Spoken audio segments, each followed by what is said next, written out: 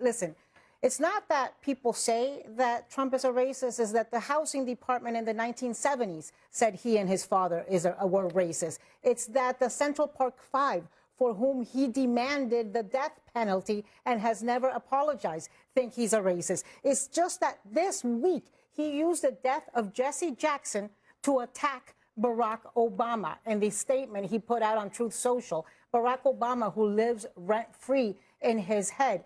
He has got a long... What happens when someone stops arguing with opinions and starts laying out a long list of uncomfortable facts? That's exactly what you're about to see. This debate quickly turns into a heated clash over one of the most controversial questions surrounding Donald Trump for decades, his record when it comes to race. And once the conversation reaches that point, the tension goes through the roof. Before we dive into the full story, comment where you're watching from and don't forget to like and subscribe so you don't miss the next one. In this clip, Navarro doesn't hold back. She comes out swinging, going point by point through what she argues is Donald Trump's long and controversial history with accusations of racism. Rather than making broad claims, she attempts to connect events from different moments in his public life, building a case that she believes speaks for itself. On the other side, you'll see a black MAGA Republican put in the difficult position of defending Trump against those accusations. As the exchange unfolds, the pressure keeps mounting, and every response is met with another challenge. It's the kind of political confrontation where neither side is willing to back down, and the stakes feel much bigger than a simple disagreement. What makes this discussion so fascinating isn't just the emotion or the raised voices, it's how it reflects a much larger political divide that continues to shape American politics. Supporters argue that Trump has been unfairly labeled by his critics, while opponents believe his words and actions over the years reveal a clear and consistent pattern. That's why debates like this continue to generate so much attention. They're about far more than one television segment. So let's watch the entire exchange from beginning to end. Pay close attention to the arguments each side makes, because once it's over, we'll break down what was said, what stood out the most, and whether the facts actually support the conclusions being drawn. 2 weeks after posting a video depicting the Obamas as apes, and as his administration is right now actively fighting a judge's order to restore slavery exhibits in Philadelphia, Donald Trump again sought to prove that he has black friends.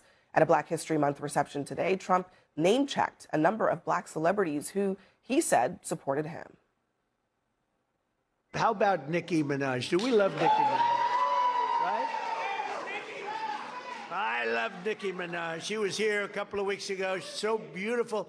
Her skin's so beautiful. Herschel Walker speaking about loyal. How good a football player was Herschel? I would say there can't be a greater football player than Jim Brown. By the way, Lawrence Taylor, great friend. Lawrence, the great Lawrence Taylor. Muhammad Ali, who was a friend of mine. I put a picture of myself and Muhammad. It was another piece of work. You talk about a piece of work. But he could fight, couldn't he, huh? Mike Tyson, boy, I tell you, Mike has been loyal to me. Whenever they come out, they say, Trump's a racist. You know, it's like a statement. Trump's a racist. Mike Tyson goes, he's not a racist.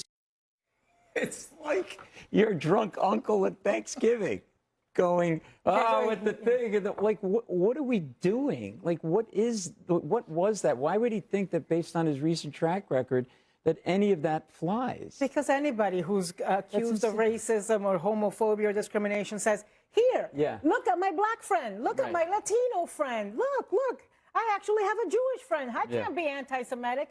I mean, you know, I wouldn't want to be the intern that had to remind it was Black History Month. Mr. President, you told me to let you know when it was February. Yeah, I know. Get the podium out there. Let's get this over with. He didn't want to be out there. Well, look, I mean, I think actions. I'm a big actions speak louder than words type of person. He may have all the friends in the world, but when he's trying to take slavery off of an exhibit in Philadelphia, that speaks very loudly. So I'll address the first part, then I'll get to that. I think he needed to celebrate Black History Month. I'm not aware of any year from the previous term that he didn't celebrate it, and I think we'd probably be having a very different conversation tonight if it wasn't acknowledged, considering the history of black Americans in this country.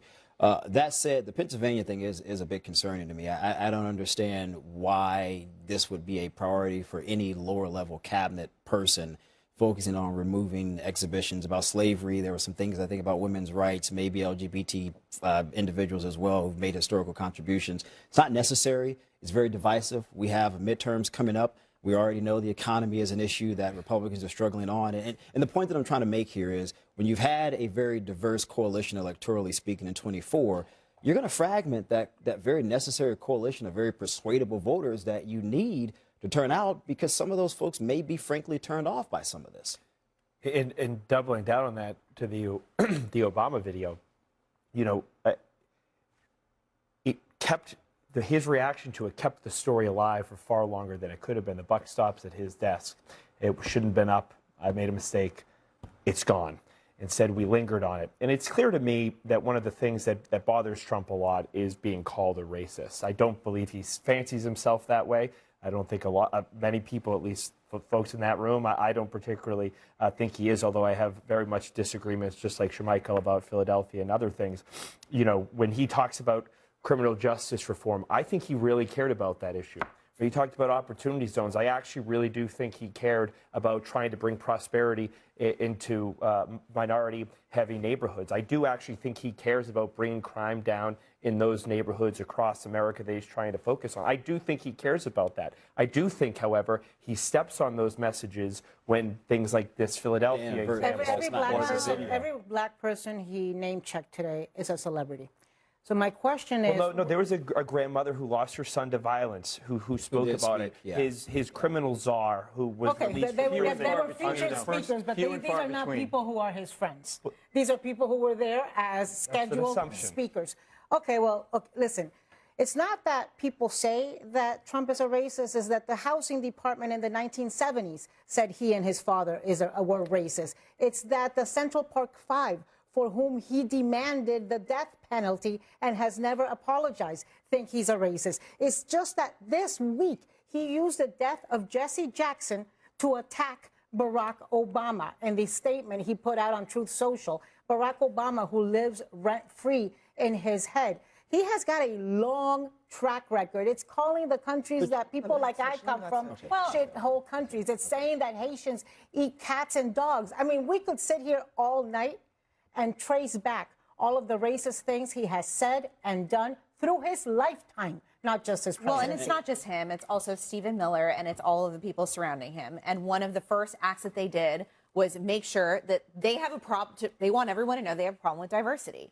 Diversity is what makes this country strong. It is what makes this country great. And the entire Republican Party wants to completely erase diversity. That's not I mean, true. how the many entire times? Republican Party, how that's many half times, of the country. I will say the Republican Party goes out, or at least the core. That's a logical fallacy. At least that's the what we core call of the a logical Republican fallacy. At least the core of the Republican Party has been against DEI. Do you not acknowledge that this anti-diversity, anti-DEI thing has been a core tenet of the second Trump administration? That's not my issue. She said the entire Republican Party. Are they're that's against half DEI? Of the country. I'm not telling me half of the country is racist. Fine, I mean, then I'm not saying that they're racist. She didn't say that. But if you think the anti-DEI thing is racist, that's also, I haven't given an opinion on DEI. That's not my point. I just think we shouldn't be flippant calling half of the country racist. I am saying they support. But they support a president in this administration who is against DEI. I mean, that is just the reality. And I don't know how many times you've worked with Republican members. I've worked with Republicans, and I don't know how many times even. You think all of them are racist? I am not saying they're racist.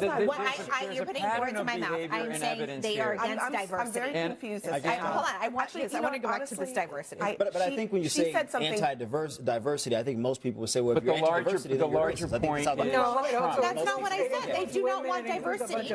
They do not want diversity in their administration. But I'm just saying, end of story. When people hear anti-diversity, I mean, I can just tell you, people typically think if you're anti-diversity, then you're probably a racist person. But why? So then, hold on. So why doesn't the president want diversity in his administration? You should ask Trump. I don't know. I'm not Trump. Well, why is the Republican Party for it? That's a really important statement that you just made. I mean, I'm not sure that even people would go that far. You just suggested that being anti-diversity is equivalent to being racist. I think many people would say it that way. Well, this is an administration who has been explicitly anti-diversity. The Department of Defense has banned I'm aware of celebrations all the of Black stories. History Month. Abby, that's not my Early in quarrel. the My issue early in the is calling administration, the entire Republican Party racist. I'm just saying. Every single person that voted Republican. Just to I mean, be clear. just like, come on, that sounds like BS, and I can't say what I really want to say, but that sounds like just BS. to be clear, this administration has been explicitly anti-diversity. They have gone fine to be line critical. by line. That's fine to be critical of Trump. It's fine to be critical of the administration. But you the word cannot cast diversity and anything aspersions that has against the that entire Yeah, she, party. listen, the vast majority of the party supports everything he does, including this. Okay, just don't agree Anna with did a great job of ticking off several things that he's done. What we shouldn't do is sit here and pretend that the facts aren't the facts. Okay, why isn't a flag at half-staff for Jesse Jackson? You wrote an amazing book about Jesse Jackson, who was instrumental in changing the way the Democratic Party pulled in minorities. And there's not a flag for this guy. So with all due respect, if you want to mince words about, was it all the Republicans, half the Republicans, three-quarters of the Words Republicans? matter. Hang We on a talk for second. a living. Hang on a second. I mean, The come on, point words is, the point is that it's very simple for the average guy and woman sitting at home. They look at a pattern of behavior of any human being and say, that's what that guy is. Trump has gone from 30% to 13.5% black voter support in the last year. Do you know why he's doing the slavery thing in Philadelphia? I'm a One more strategist. I second. don't need to be lectured on I'm not electoral lecturing, politics. but I should be able, the fact that you're an African American doesn't mean that I can't make this point. That's I not never fair. You're said trying that. to Who manipulate the said that? I conversation. said I'm not I'm a going to let you do strategist. that. Who said anything So what about my I'm race saying meaning you is, can't make a when point? he does all of these That's your things, inferiority when he does complex, all not of these mine. things, when What he are you does all talking of these about? things, just wrap this up. just to wrap this up, when he does all of these things and people see it, he doesn't care in the second term because he doesn't need the black vote anymore because he's not running again. Well, but if he loses that black male vote, Let me if let he loses Chair Michael have that Latino male vote, Well, which Anna's right about that. He had historical numbers Right. that I couldn't 26, understand, but he did. 47. He had historical numbers with black men and Latino men. That's changing. And that has gone down a cliff because a lot of it is because these men who gave him a pass on a lot of things and thought he's going to be great for the economy cannot now overlook the racism they are seeing in front of their eyes. The Latino men who voted for him cannot overlook the fact of the racial profiling and the dragging of people that sound like them and look like them through the streets, and of the shooting of U.S. citizens who are Latino just because they happen to look like I do and Sochi does. Sure. But I think also there's some economic issues. My point here is simply this. You can have whatever gripes you want to have with Trump on race. I'm not debating that. My issue is half of the country vote Republican. You know a lot of people are Republican. Wait, let me finish, Sochi, please. And I don't like when you cast aspersions against half the country any more than when my own side says every single Democrat is some radical socialist. That's not true. It's not true. The official stance of the Republican Party is Trump's stance, which is that they do not believe in diversity in this administration. That is the official stance of the Republican Party. All right, next I think for it's us, more nuanced, too. The right is pushing a new conspiracy that white What stood out to me after watching that exchange wasn't just the argument itself. It was how quickly the conversation turned to a much bigger question. Should someone's public record shape how we judge them today? While preparing this video, I went back and reviewed some of the major controversies that critics have pointed to over the years. Whether you agree with those criticisms or not, one thing is undeniable: this debate didn't appear out of nowhere.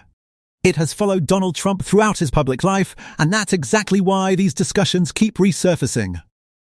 Critics frequently point to a series of well-known moments, including the federal housing discrimination lawsuit involving the Trump Organization in the 1970s.